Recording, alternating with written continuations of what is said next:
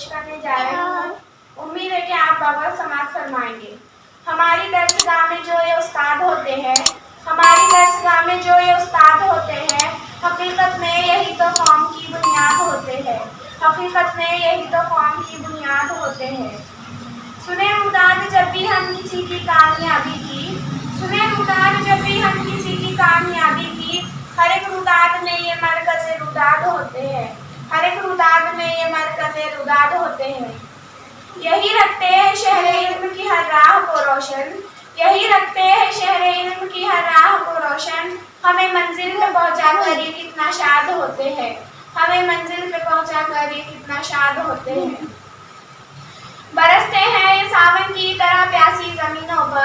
برستے ہیں یہ ساون کی طرح پیاسی زمینوں پر، انہی کے فیض سے اجڑے چمن آباد ہوتے ہیں۔